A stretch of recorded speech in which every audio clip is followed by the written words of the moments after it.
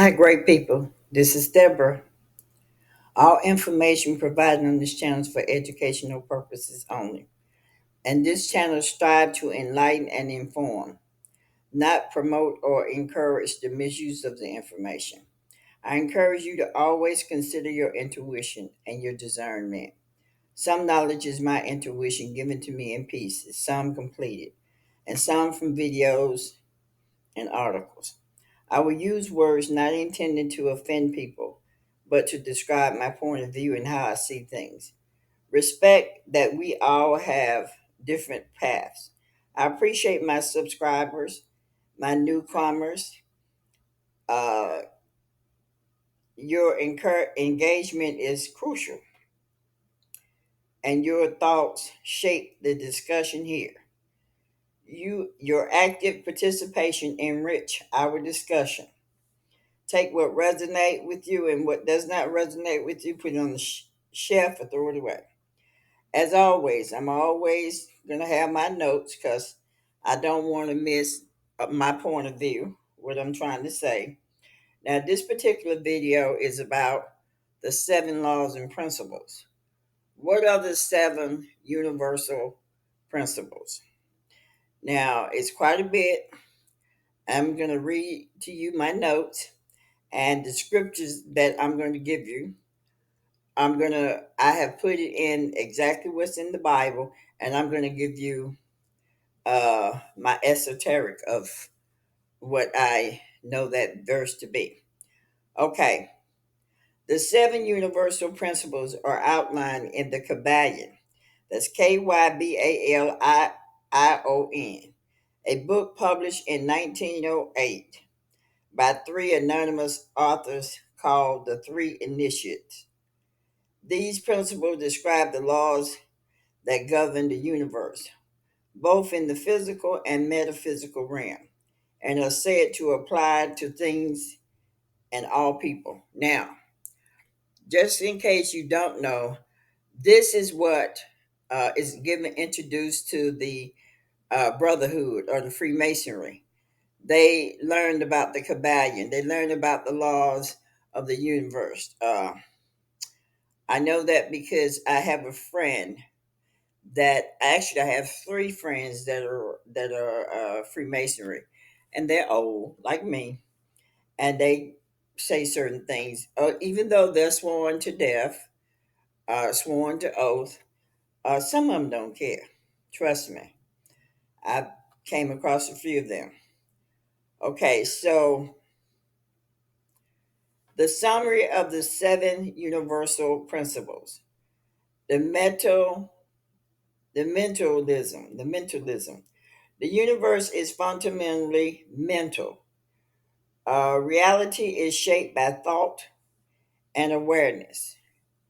Keep that in mind. Reality is shaped by thought and awareness. You think what you want to manifest. When you speak it out your mouth, it's already manifested because you thought about it, you processed it in your head, and now it's manifesting. And the mouth just gives you confirmation that it's manifesting. I've said that to you guys over and over and over. They tried to tell you that the word is the manifester. No, ma'am. No, sir. The thought is the manifester. So they tell you that the mouth is the manifester. So uh, when they give you subliminal stuff to think about, you're manifesting that stuff. So be careful, people. Be careful. Uh, Correspondence. There's a harmony between all planes of existence. What is valid on one level is true on all levels. Vibration. Everything is motion and vibrates at its frequency. Everything. Polarity. Everything has its opposite poles, extremes, opposite of two manifestations of the same underlying thing. Rhythm. Everything moves in cycles with natural rhymes of flow and change, cause and effect. Every action has a correspondent reaction. No true concise exists. gender. All things have feminine and masculine qualities, and the balance of these energies is essential for creation and transmutation. You have to come into balance with you you're not going to come into balance by denying brothers.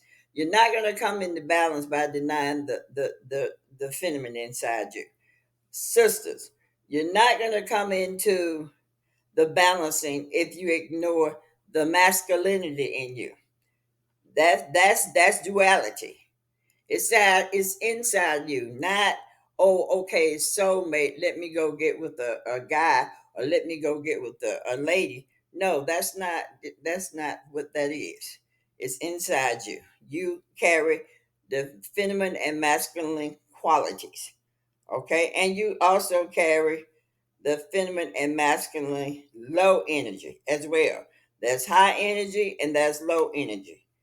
I always hear people say there's a certain people uh, made from animal. They are human. It's amazing how they gave us the word hue. Hue, Hu, it actually means animal. I don't know where y'all get that from. Hue means the color of your skin. I don't know where y'all get that from. But hue means animal. Every individual you see in this planet, every individual you see in this planet has animal in them. When you talk about low energy is animal. Okay?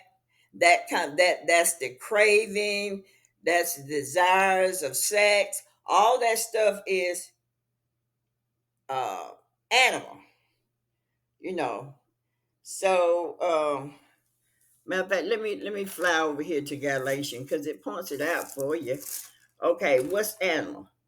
The animal is adultery, fornication, uncleanliness, lasciviousness, idolatry, witchcraft, hatred, variance, immolation, wrath, strife, seduction, heresies, envying, murdering, drunken, reviling.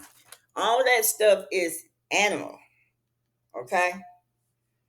Uh, and where you're trying to get to is the fruit of the spirit: love, joy, peace, long suffering. You need the suffering because you appreciate things better.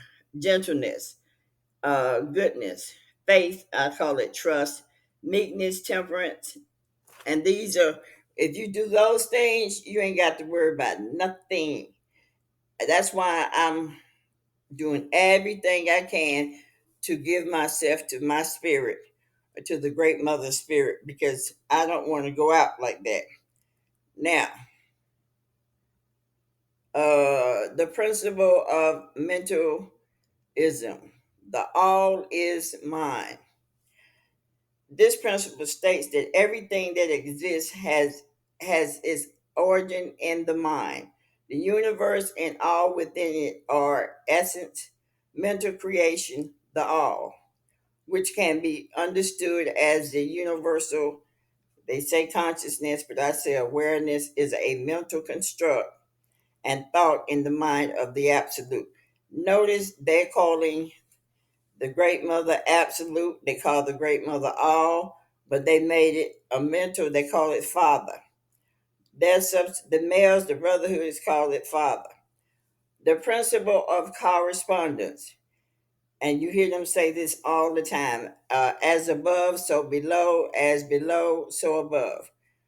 This principle expresses the idea of correspondence and unity between the different planes of existence: the physical, the mental, and the spiritual. It suggests that a pattern repeat across different levels of reality. For example, the structure of the microcosm, which is minor, reflects the structure of the macro, which is cosm, which is the large, and the correspondence exists between all realms of existence. Now, the principle of vibration: nothing rests, everything moves and vibrates. This principle asserts that everything in the universe is in constant motion.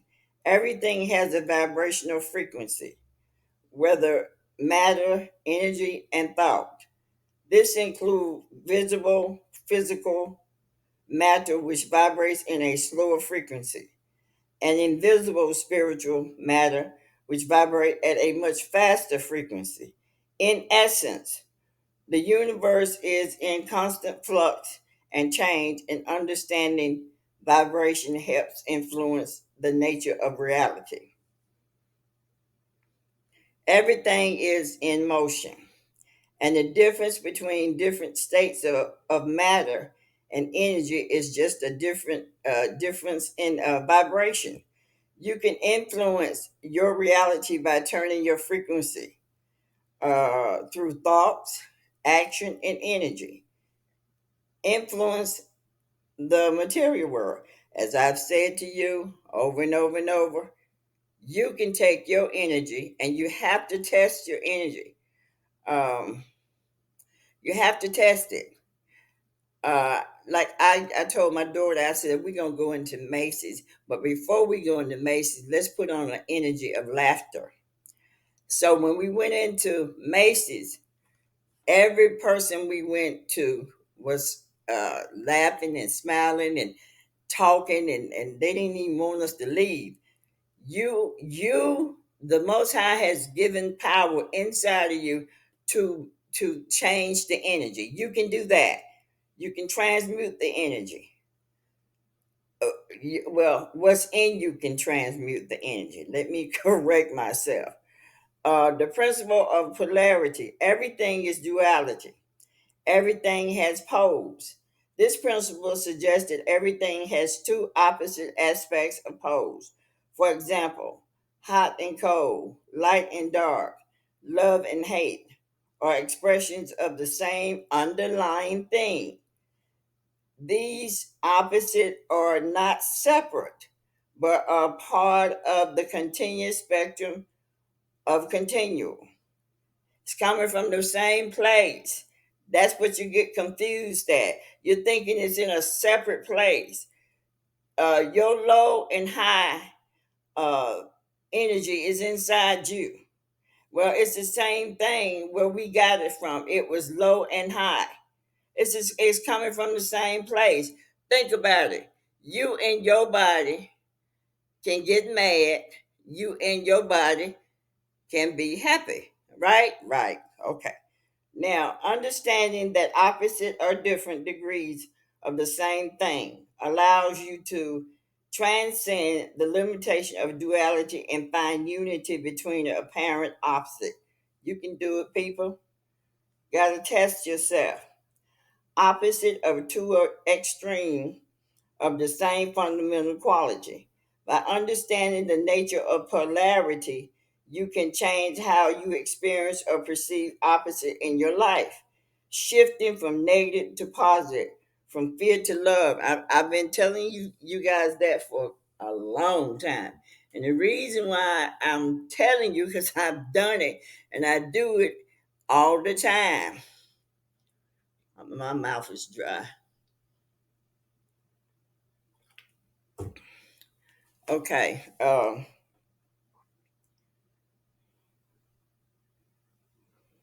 Now, this principle states that everything in the universe has a natural rhythm, cycle, or flow. There's a natural ebb and flow in all things, seasons, life cycles, emotions, and thoughts. As the tides rise and fall, so does circumstances and energy in our lives.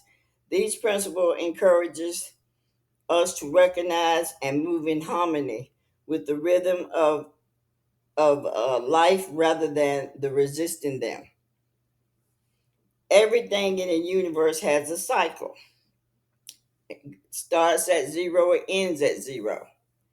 I don't care what they tell you, ain't no such thing as no 365. A circle is 360 all day and all night. Okay? 90 at all four angles, 180 side to side. If you live your life of negative, it goes into 180. So your latter part of your years is going to do the other 180, which is positive. You got to go through your negative in order to get to your positive. Or some people start out with their positive and they fall and they wind up living the rest of their days in their 180 negative. It ain't no man, ain't no woman coming to you. Duality is inside. Just keep that in mind. The principle of cause and effect. Every cause has its effect. Every effect has its cause. This principle is one of the most widely recognized and emphasis that everything that happens results from a cause, and every action or event has an effect. There are no true concise. In all events and interconnections, understanding the chains of cause and effect enable us to be more mindful of our actions and their consequences and take responsibility for the outcome we create. Now, let me just throw this in here because it's quite a bit of, I'm going to go through each one of them. Cause and effect, just keep in mind if you go and slap somebody, and I have to always give you a negative example because sometimes people they don't get it. If you go and slap somebody upside the head, guess what? At some point, you're gonna get slapped upside the head.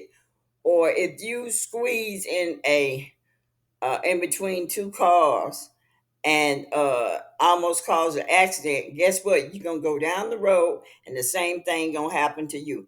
Just be mindful of your behavior. I keep telling you guys that too. We all grown.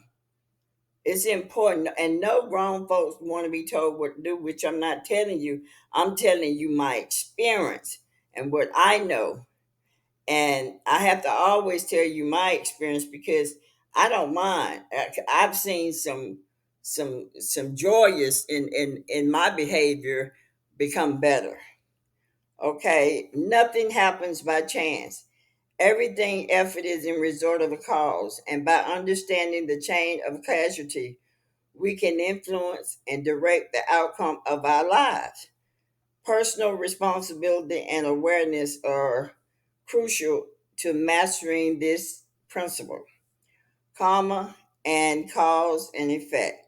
Karma is Hinduism, Buddhism, and other Eastern philosophies can reflect the universal law of cause and effect, the notion that every action has consequences.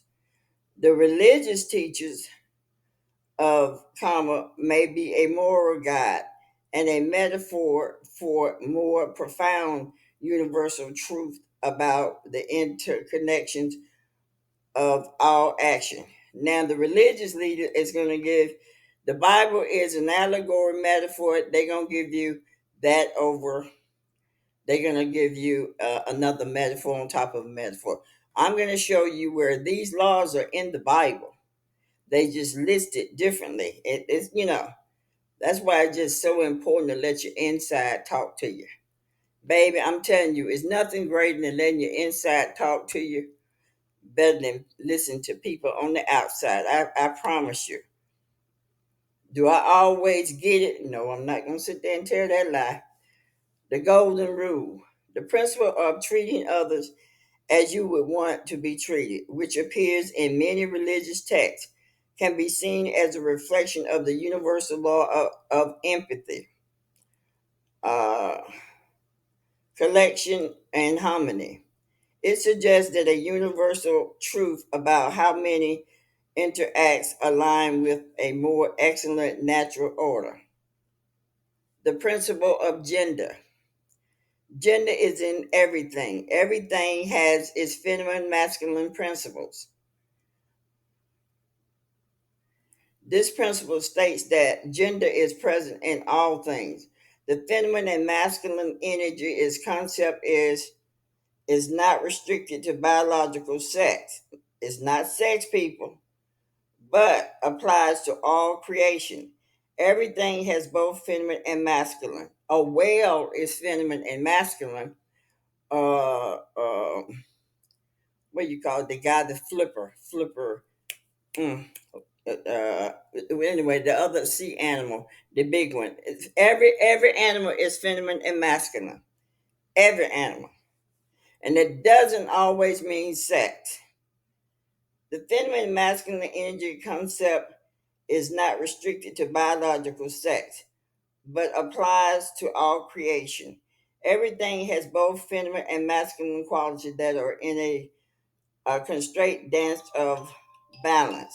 The feminine energy is associated with nurturing, inward qualities, intuition, receptibility, and inner creation. Moreover, masculine energy is associated with active, dynamite, and outward qualities. Okay, I'm going to say that again so you can know. The feminine energy in you, male and female, is associated with nurturing, inward quality, intuition, receptibility, and inner creation. Now, that's what, brothers, that's what your feminine side should be like. You should not be in your masculine all the time. You should have you have both of those qualities. You have the feminine quality and you have the masculine quality. But you stay in your lower masculine don't realize that you need to come up. You need to change. It's in you. It's in you, and the qualities is in you for change. Young man, change, young girl or young lady. It's in you. Okay, these energies are not necessarily tied to biological sex, but are metaphysical qualities that exist in everything, for thoughts to physical forms. The universe operates on an interaction between feminine and masculine principles. And understanding and balancing these energies can lead to greater creativity, balance, wholeness. Now, if you notice, if you go and look at my video that talks about the zodiac, each zodiac have lower and higher energies. And your job, my job, is to excel to the high qualities in each zodiac. And when you do that, then you are now whole. Remember, the Bible said something about you being whole. But that's your wholeness. Your wholeness comes from you, your higher feminine and your higher masculine come together inside of you as one. And now you are whole. Okay? Uh, let's see here. Okay, the principle states that the fundamental reality of the universe is mental or spiritual. It suggests that a thing is existence. Physical and non physical are created and shaped by the mind. Let me say this again. Physical, which is materialistic, and non physical, which is spiritual, invisible, are created and shaped by the mind. The mind does it. The universe, including all creation, is mental, construed, or a projection of a higher mind. And they call it the all, but I call it the great mother. It's okay what you call it because you got to go through what you got to go through. Um, that's just the way it is. Everybody ain't gonna go on the same journey at the same time. We all got different journeys to get to where we all need to get to. You know, some people have to go through all of it, like I did.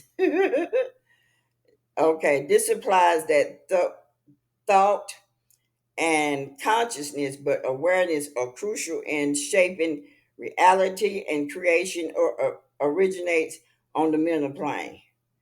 Now, the natural of the universe is mental, and everything in it is shaped by thought, consciousness, or awareness, or perception by changing your mindset. You can change your experience of your reality. I don't know if you people know that, but you can change your mindset. Everything depends on you. Yes, God I hear people say this all the time. God is the head of my life, but then I watch them and I watch their behaviors. They're doing a whole lot of stuff that I don't think God wants them to be doing. Okay? But they say God is the head of their life. Now, see, if God is the head of your life, you will be led by your inside what you need to be doing. Okay? If you are led by what some preacher told you, that ain't being led by God. Okay? Even though preachers think that they're God, now, the law of attraction, the law is rooted in the idea that thoughts and intentions influence our experience in life, which mirrors the spiritual concept of divine or cosmic forces responding to our inner state. They also call this the Hermetic Principles as well, described in the Kybalion, a part of a physiological and mental physical system rooted in ancient Egypt and Greek. While these principles are not explicit outlined in the Bible, many align with underlying themes in various scriptures passage. The Bible contains wisdom and principle that reflects on or resonate with mentalism, correspondence, rhythm, polarity, and cause and effect, gender, vibration. However, they are presented in different terms of systematic framework. Now, religion, institutions, and authority by controlling access to spiritual knowledge. Religious institutions have acted as gatekeepers. Listen to me carefully. I'm going to reread this. Religious institutions and authorities by controlling access to spiritual knowledge. Religious institutions have acted as gatekeepers or gate blockers, restricting access to deeper understanding of yourself, more radical understanding of the universe. Some institutionalized religious leaders focus on obedience, ritual, and fear of the divine rather than encouraging individuals to explore personal connection to universal laws and truth, love, and wisdom. They don't teach you that in your churches. Anytime your preacher got to stand up in the stage and say to you, turn to your neighbors and say hi, you only listen to a male. Your Bible told you do not put your trust in man. Now, the principle of materialism, the all is mine, or the great mother is mine. The universe is mental. This principle states that everything in the universe is ultimately mental and shaped by thought and conscious or awareness. All right, let's look at Proverbs 23:7. For as he thinks in his heart, so is he. Now, this verse emphasizes the power of thought and it connects to one's identity and experience. It suggests that one's thinking shapes who we are and how we live. Romans 12:2. Do not conform to the pattern of this world, but be transformed by renewing your mind. This passage aligns with the idea that the mind is central in transformation. Renewing one's mind is a form of mental alignment that can change a person's reality. Philippians 4:8.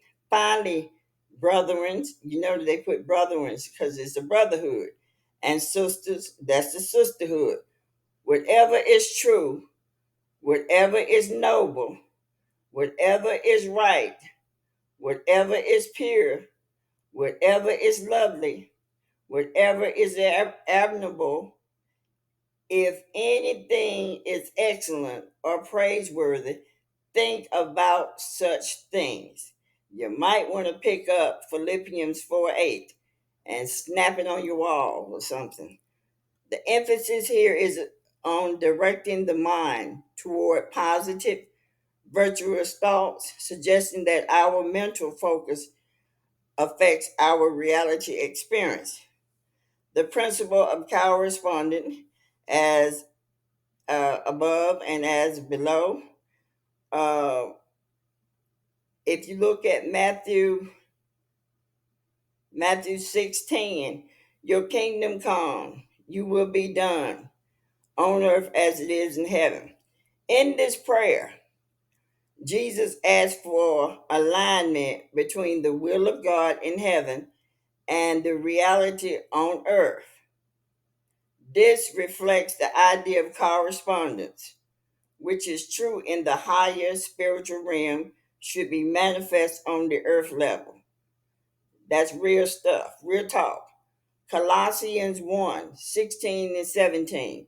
For in him all things were created, things in heaven and on earth, visible and invisible, whether thrones or powers or rulers or authorities, all things been created through him and for him. He is before all things, and in him all things hold together. This passage speaks to the unity and the connection between all realms and existence, visible and invisible. It echoes the idea of correspondence or awareness between the spiritual and the physical realm. Real talk. Ecclesiastes 3:11. He has made everything beautiful in its time. He has also set eternity in the human heart. Let me read this again. I won't say he, but I say she, but I'm just going to read what the scripture says. He has made everything beautiful in time. He has also set eternity in the hearts, the human hearts. Yet no one can fathom what God has done from the beginning to the end. It's in there, people. It's inside you. The scriptures tell you where it is. I don't understand why you're not getting it. Now, this verse suggests an interconnection between the divine eternity and the human experience, the heart, which is the cerebrum, cerebrum, which aligns with correspondence or awareness. Now, the heart is not, when they talk about the heart is not that thing that pumps that blood. The heart is in the brain, the cerebrum. The principle of vibration, nothing rests, everything moves and vibrates. If you take a look at Hebrew 1:3, the sun is the radiance of God's glory, and you are the sons, the exact representation of his being, sustaining all things by his powerful word. The idea that all things are sustained through the word of God reflects an ongoing dynamic and vibrational relationship between God and creation. You are the creation. The God's substance is in you.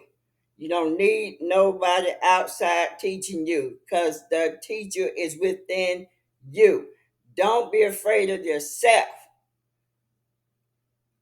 That power that's in you it connects you to the creator. Acts 17:28. For in him we live and move and have our beings.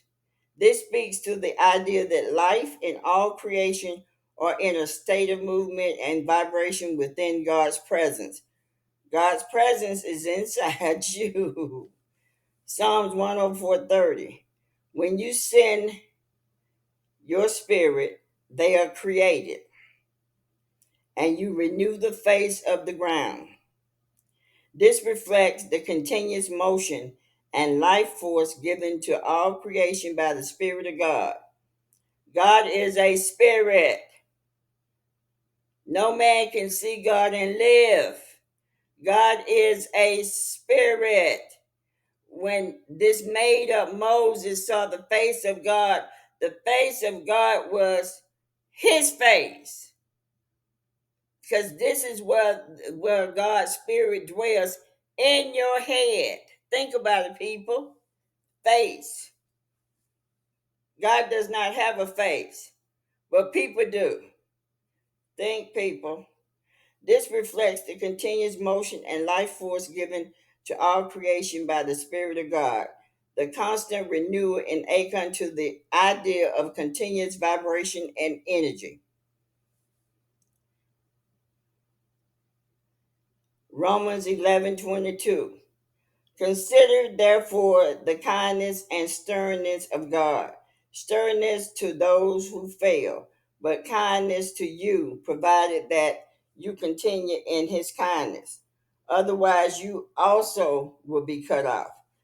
God's dual nature is revealed here. He is kind and stern, just like your mama. She tell you not to go out that door, and you go out that door, what you gonna get? You gonna get a whoop ass, okay? Well, God is very much like that. His actions are not contradictory, but are different poles of the same divine will. Ecclesiastes 3 1 through 8. There is a time for everything and a season for every activity under the heavens, a time to be born, a time to die, a time to plant, and a time to uproot. This passage reflects the dual nature of life, birth and death, planting and uprooting, indicating the polarity inherited in all things. Matthew 6:24. No one can serve two masters. Either you will hate and love, or be devoted to and despise the other. This verse highlights that you cannot fully embrace two opposing forces, suggesting that one must choose between the polarities. You got to choose. Either you're going to choose in your lowness or you're going to choose in your highness. If you choose in your highness, each day that you awaken, your lowness is going to try to tell you what to do. You have to reject your lowness by your highness. And the more you do that, the more the lowness has to bow down to the highest in you. Okay? I know that because I told you guys I used to smoke cigarettes and I used to drink wine. Okay? Just recently, or maybe a week or two ago, I have not smoked a cigarette since I was 57. I stopped smoking at 57. I'm 68 now. I have not had anything to drink since 2015. So you know where we are now.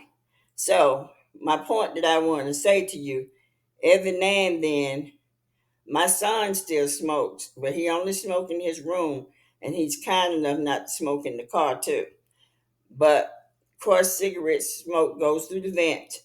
But let me tell you, sometimes when things come on that may be a little upsetting to me, it tries to tell me, go and get your cigarette, girl. Go and get your cigarette.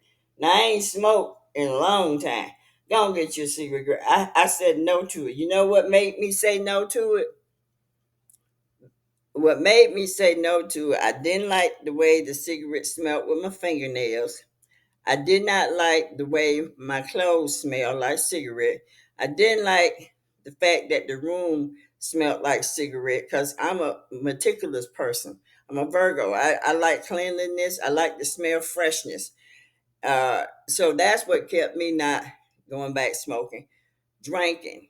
Sometimes I would drink too damn much and I wind up saying things to hurt people's feelings or wind up saying things or falling asleep on folks. Just that kind of stuff. Mm-mm.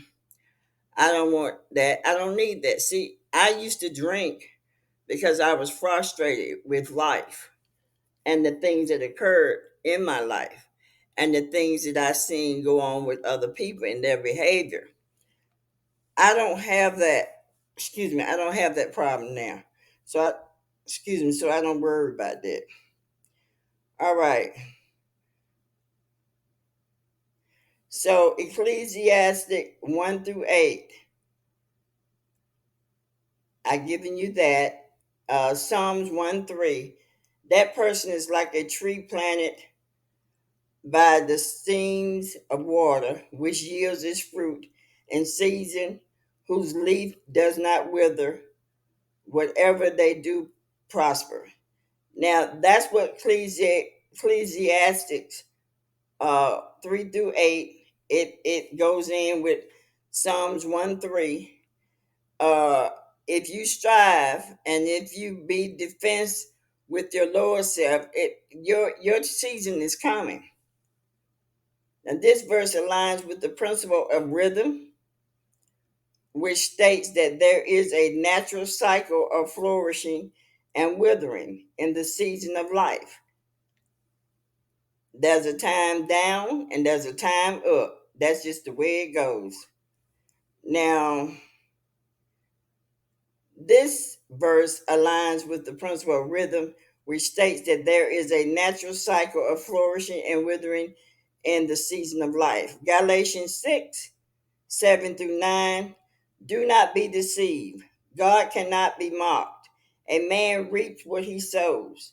Let us not become weary in doing well, for at the proper time we will reap a harvest if we do not give up. Now, I mentioned in my video, the last video I did, that I was sharing with you guys my natural feelings, because I think sometimes y'all think we don't have negative feelings about things. See, I'm a Virgo and I like my hermit stage. Sometimes I just want to just chill and not talk to nobody. I don't want to be but let me take it back. I am moody at times. So because I'm moody at times, that's why I made the statement. I'm clarifying it. That's why I made the statement that I made when I said I don't want to be around people. It's not so much you guys, it's me.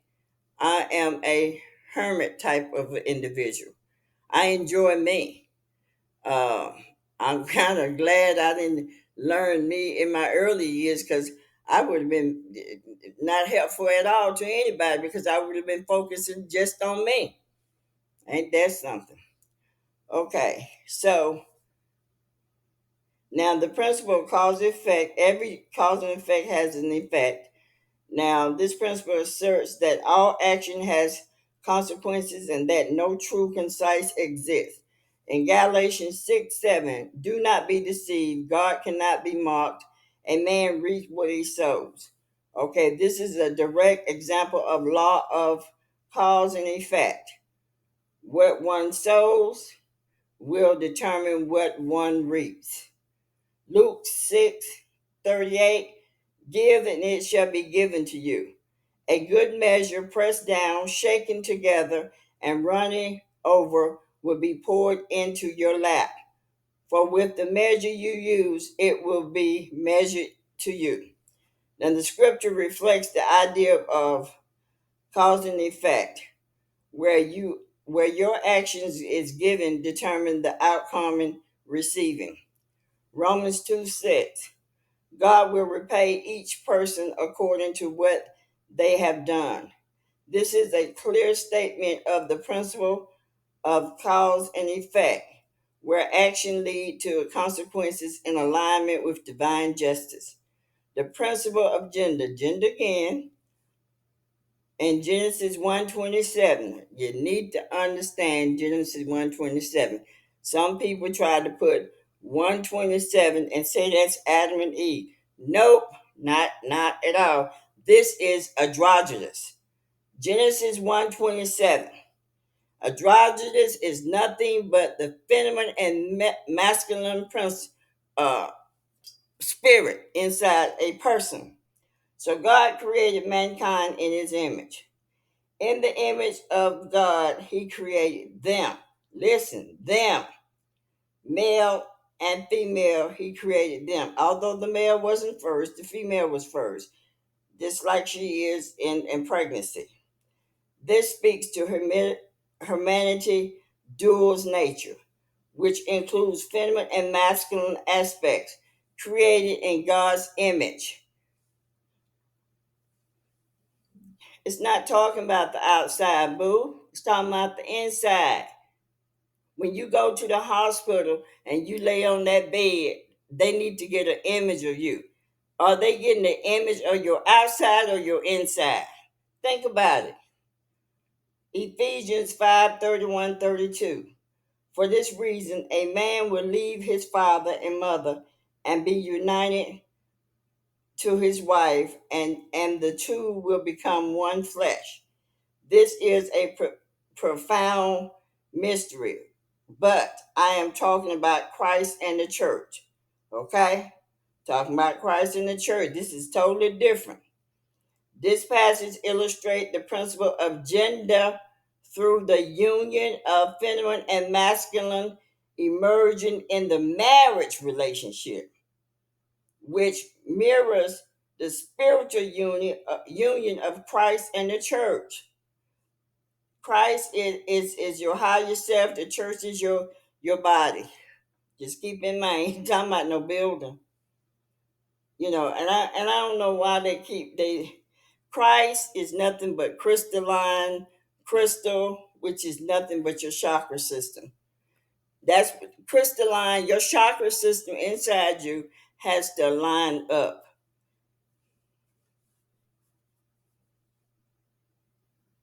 Isaiah 45:9. Woe to those who quarrel with their maker, those who are not but potsherds among the potsherds on the ground. Does the clay say to the potter, what are you making? Does your work say the potter has no hands? This verse speaks to the contemporary relationship between the divine creatress, feminine, and creation, masculine. Many spiritual traditions, not religions, offer teaching that, when understood metaphorically, reflects universal principles or laws of the universe. For example, the veiling of the higher knowledge. When studying spiritual, the veil is lifted so you can see the truth in indoctrinated messages given by the leaders, which they don't give you. But if those are teaching Gnostic, then Gnosticism is better understood than the literal because it has the metaphoric in it. So in the early centuries of Christianity, Gnostic taught the salvation involved in transcending the material world and realizing hidden knowledge, which is gnosis, about the true nature of existence. Religious institutions saw this knowledge as hidden or veiled to the masses, which is you. They hid it from you. They hid gnosis from you. That's why the universe is now pouring it out. The universe is putting it out here for those that need to be awoken at this time. Don't worry about others not awakened. They're gonna be awakened too. The universe is going to do it. Those of you that's worried about your family, the universe is going to do it. What you don't realize, when COVID came in, if you go look up the word COVID, it means crown. And if you remember the illustration of Jesus on the cross and he had a crown of thorn, that's what happened. It started then. And so what happens is, when you reject the truth by the Spirit of God, you're going to get a crown of thorn. That means you're not going to sleep good. You're not going to be in your relationship good. It's going to bother the crap out you. That's the thorn. Why? Because the flesh is fighting with the spirit. So that's what that crown meant during that power. That the Spirit of God was putting it out there, letting you know. You see what happened to some people. Many people passed. They couldn't take it. And then there are people here that still have the crown of thorn, and they never happy, they never satisfied, they just going through it. So my point is, it's going to be forced. Everybody is going to know the truth. So those that call themselves in high places, they can't hide it anymore. Okay, so let's see where I'm at. So religious institution saw this knowledge and as hidden and veiled to the masses, which they continued teaching. Gnosis ideas often suggested that certain esoteric truth about the universe and the divine were reserved for a selected few and not available to the general public or masses. They lie. It was set for everybody, but they decided to keep it. Allegorical interpretation. Many scholars and thinkers argue that the religions of the indoctrinated text are often intended to be interpreted allegorically, pointing to a higher truth about the nature of reality, the cosmos, the human's place in it. Over time, religious institutions have literally lies these symbols and restricted their interpretation, hiding the metaphysical laws they represent. In modern time, many have turned to science to uncover the laws of the universe, the laws of physics, the theory of relativity, and the law of entropy. Some people argued that religion and science were initial intertwined, but became separate, with religious focusing on indoctrination. Spiritual laws versus physical laws. Some people believe that science explains the how of the universe, the physical law, while spiritual explains the why, the moral, the ethical, and metaphysical principles that govern life. Both systems may contain insight into universal laws. However, religion has sometimes obscured or ignored the natural laws discovered by scientists in favor of metaphysical truth that are hardened to demonstrate. All right, so some spiritual tradition emphasizes the direct experience of true enlightenment that bypasses conventional religion teachings. For example, Buddhism. In Buddhism, enlightenment is seen as realizing the ultimate truth and the laws of the universe, such as the Four Noble Truths and the Eightfold Path.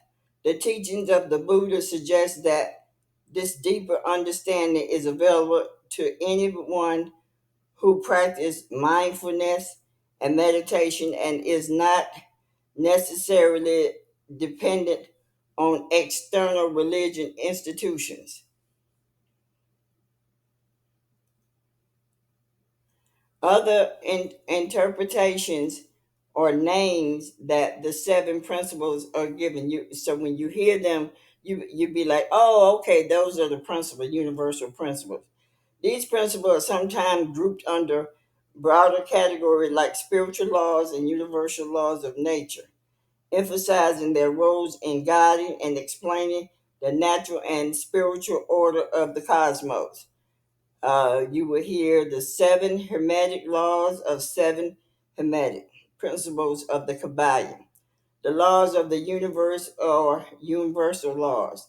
The seven esoteric principles, the laws of nature of cosmic law, spiritual or metaphysical laws. In my conclusion, religion institutions have combined allegory and religion into the scripture. Therefore, the truth is hidden in plain sight. As you can see, the universe laws are embedded in the scriptures. People are taught to perform rituals in ignorance. And esoteric teaching are taught in religion institution.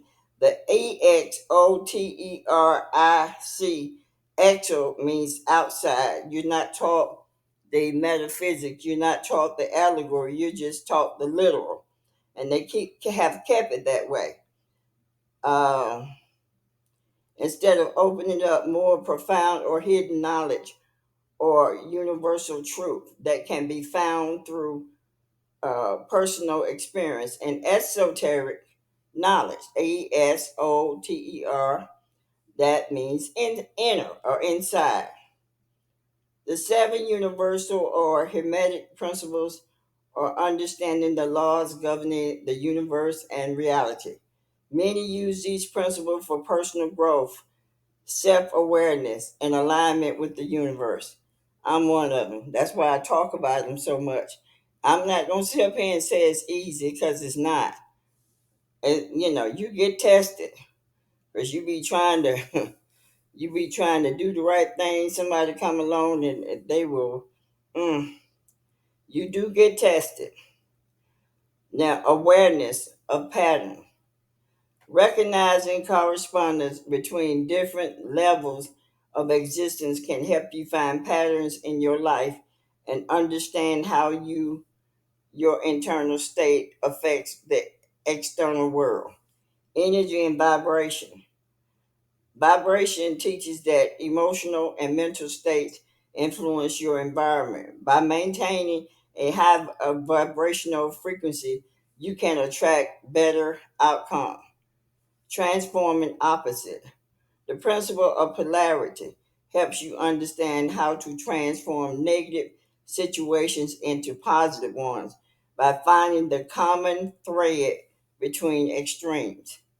Cycle and rhythm encourage you to go with the natural flow of life rather than fighting it, learning to navigate life's ups and downs gracefully. And I'm coming back to that one right there because when you are discomfort and when you can't rest, that is the universe trying to get you to conform to the universal laws. Trust me, I've been there and done that.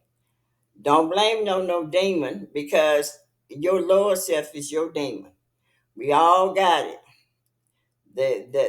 That's that human animalistic way of thinking. Okay? So, responsibility for action. The cause and effect principle teaches you that your action have consequences. So you should act mindfully and be aware of the energy you put into the world. That's so important. Balancing energy. Finally, gender. That's the only way you're going to balance. You got to know that you're feminine and masculine. And I'm talking to you, young man. I'm talking to you, young lady. So that's the only way. The young lady has to realize she has masculine energy. The male has to realize that he has feminine energy and that they must come together to be unified within the individual. Okay, that means it reminds you to balance the feminine and masculine energy within yourself, promoting creativity, intuition, and effective action. Now, by understanding and applying these universal principles, individually can align with your universal natural laws and achieve greater mastery over uh, their lines and experiences and spiritual growth.